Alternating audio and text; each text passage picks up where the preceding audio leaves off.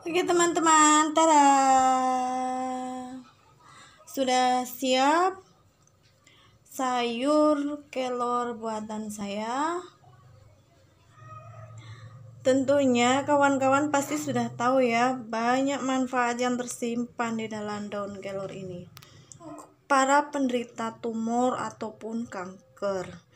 Jadi salah satu terapinya itu bisa menggunakan daun kelor ini. Bismillahirrahmanirrahim. Assalamualaikum. Sugeng rawuh, sugeng midhangetaken di Aan Febrianti channel. Subscribe ya. Kegiatan hari ini salah satunya yang saya mau liput yaitu tentang daun ini ya. Daun sejuta manfaat. Itu istilah bagi saya ya. Yaitu apa ya? Adakah teman-teman yang di rumah tahu apakah daun ini? Ya betul, ini adalah daun kelor. Hari ini saya akan membuat sayur bening daun kelor. Sebelum lanjut ke tahap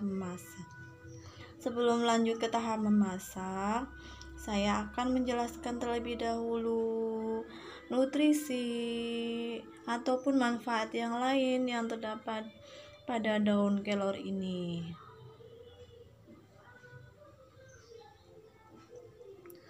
Menurut referensi ataupun sumber yang saya baca, jadi daun kelor ini banyak sekali manfaat yang dapat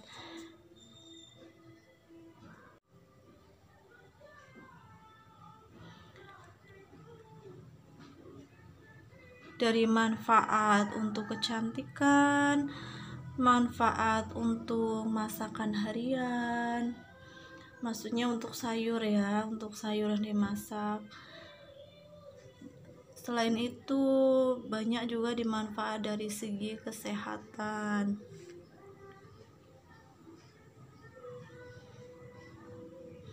Karena di dalamnya banyak sekali mengandung nutrisi seperti protein, vitamin B, vitamin C, magnesium, dan lain-lainnya yang terdapat pada sayuran ini ya. Dari segi kesehatan, sayuran ini juga mengandung banyak antioksidan yang tinggi, sehingga bisa menangkal radikal bebas. Tapi poin besar yang saya mau jelaskan kali ini, daun kelor ini dapat digunakan untuk terapi benjolan ataupun kanker. Kita bisa menggunakan daun kelor ini untuk terapi kanker ataupun benjolan yang lain.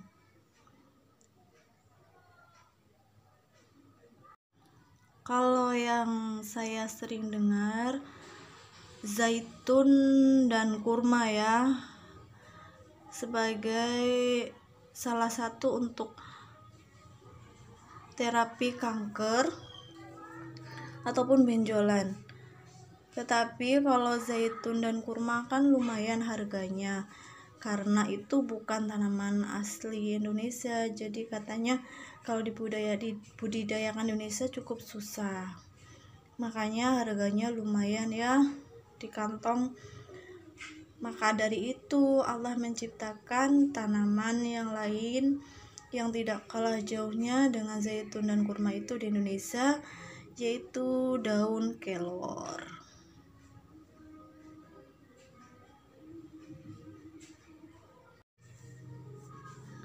Jadi untuk terapi kanker ataupun benjolan ini bisa di sayur bening ataupun di jus ya. Saya sudah pernah mempraktekkan di jus.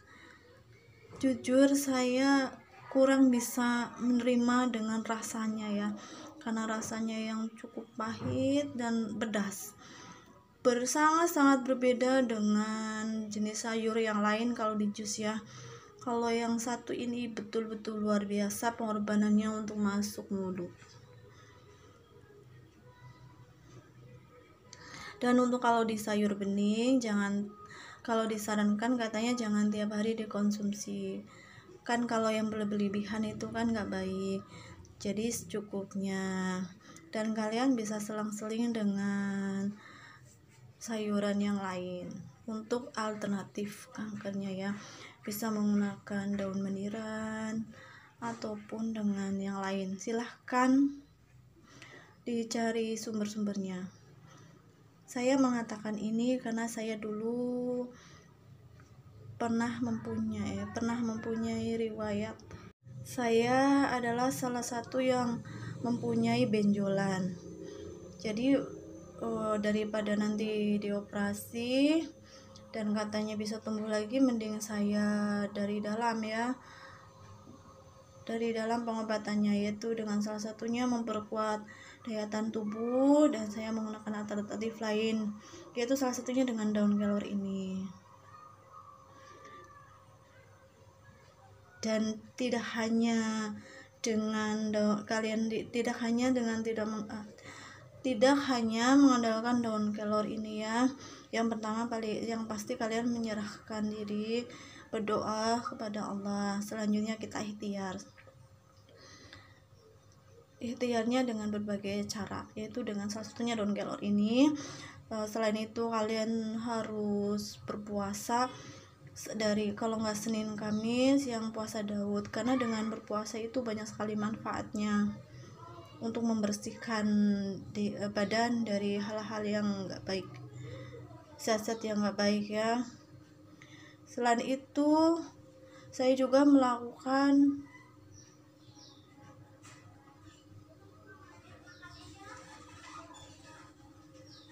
puasa itu, kalau nggak Senin Kamis, puasa Daud, sehari puasa dan sehari enggak.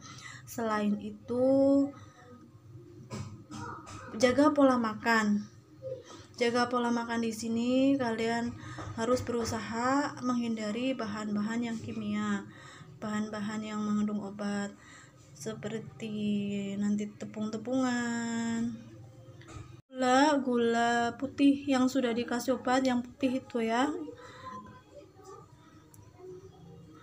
Menghindari bahan olahan daging, karena di dalamnya pasti udah dikasih tambahan bahan kimia yang lain. Pokoknya kalau bagi yang terapi kanker, kalian harus menghindari berbagai hal yang berkaitan makanan yang berkaitan dengan yang sudah dikasih bahan tambahan, bahan kimia. Jadi selama kalian terapi, kalian harus mengkonsumsi bahan-bahan yang alami.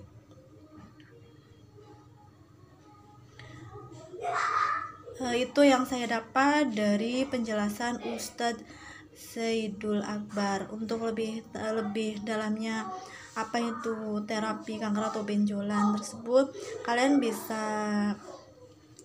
melakukan pencarian ya di Google tentang penjelasan Dr. Zaidul Akbar dalam terapi benjolan atau kanker itu.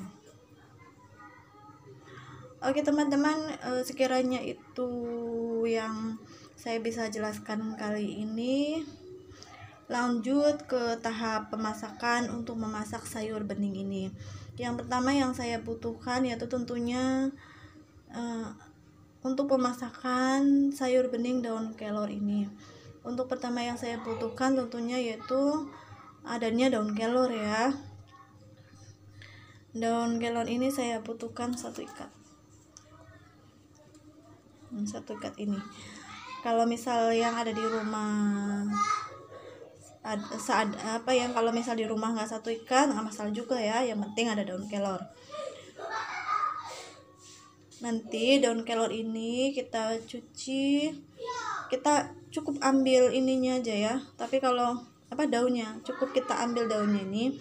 Tapi kalau kalian mau suka yang dengan batangnya pun nggak masalah juga ya. Kita nanti akan ambil daunnya. Ini bahan yang pertama. Bahan selanjutnya, oke teman-teman, bahan selanjutnya untuk membuat sayur bening kelor.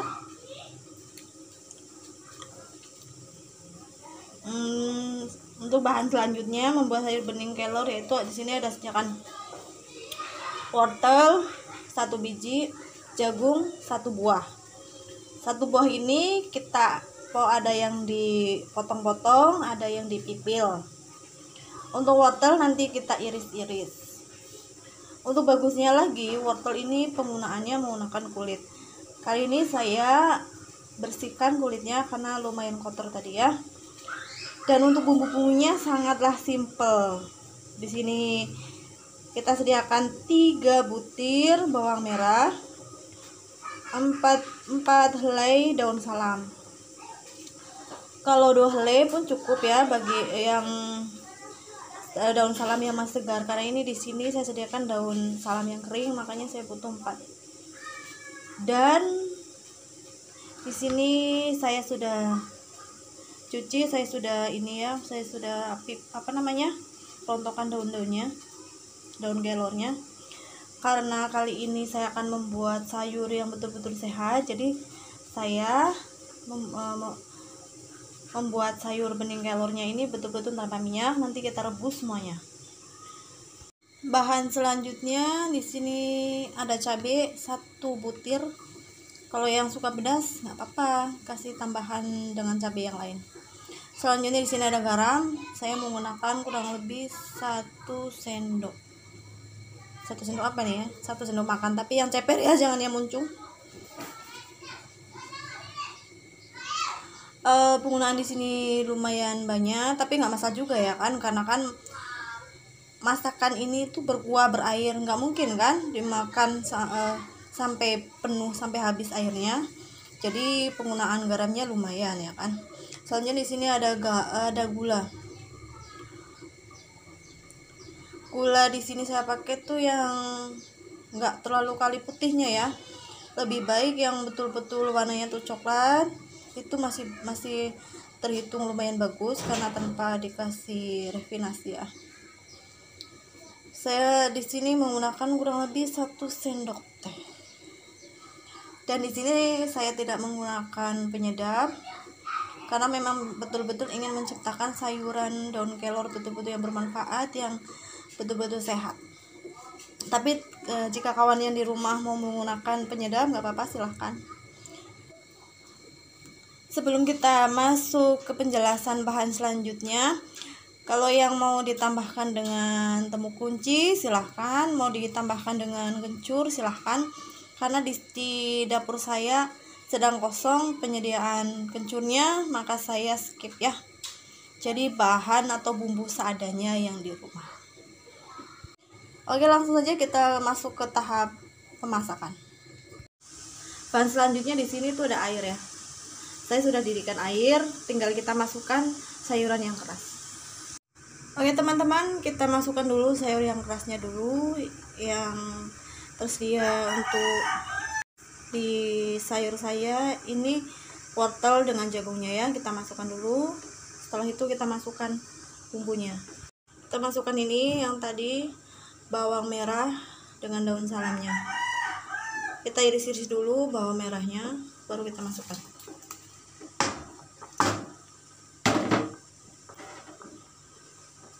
Oke teman-teman, saya sudah cuci tangannya.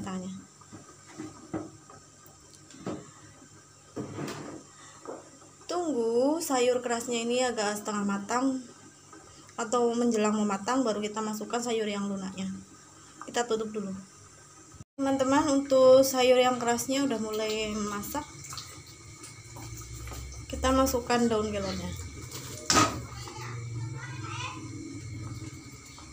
Dan untuk memasak daun kelor ini, kalau sudah masuk ke air yang sudah mendidih, jangan terlalu lama ya kawan-kawan, karena akan mengurangi nutrisi dari daun kelor ini ya. Jadi cukup berapa ya, 1 menit 2 menit. Jika dikiranya sudah layu, angkat terus.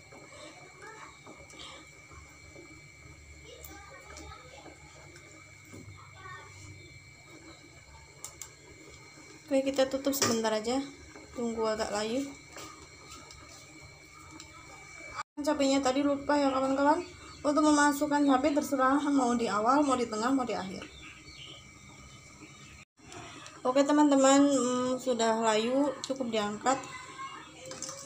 Walaupun belum masak, walaupun baru setengah masak ya, cukup diangkat nggak masalah. Karena nanti pas waktu sudah diangkat, ini masih mengalami proses pemasakan karena airnya yang masih panas ya. Oke teman-teman, langsung diangkat.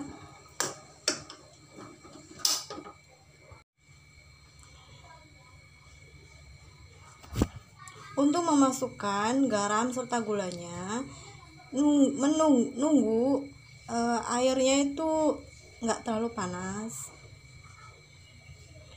Kenapa? Karena seperti yang saya pernah baca di di berbagai sumber, jadi kalau masukkan garam pas panas nanti merusak judulnya. Jadi kita masukkan garamnya pas sudah agak hangat-hangat ya. Kita masukkan garam sesuai selera kalian ya. Jika memang dirasa ini masih kurang, silahkan ditambahin. Jika memang terasa asin bagi kalian, silahkan dikurangi. Selanjutnya masukkan gula pasirnya. Oke, cukup kalian rasa. Jika memang sudah sesuai selera kalian, silahkan dihidangkan. Oke teman-teman, inilah sayur bening versi saya di channel Aan Febrianti. Bagi yang suka, silahkan di like, komen, share-nya kawan-kawan. Silahkan dicoba di rumah untuk resep ini, dan jangan lupa di subscribe teman-teman. Oke teman-teman, tada, sudah siap sayur kelor buatan saya di channel Aan Febrianti yang betul-betul sehat ya. Bagi yang penasaran dengan resepnya, silahkan dicoba di rumah masing-masing. Ini rasanya betul-betul nih mantap jiwa ya, dan betul-betul sehat.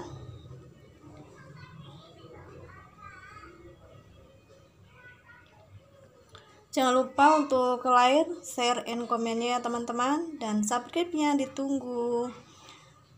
Oke teman-teman, terima kasih telah menyaksikan video saya kali ini. Silahkan menyaksikan video saya selanjutnya. See you, bye bye.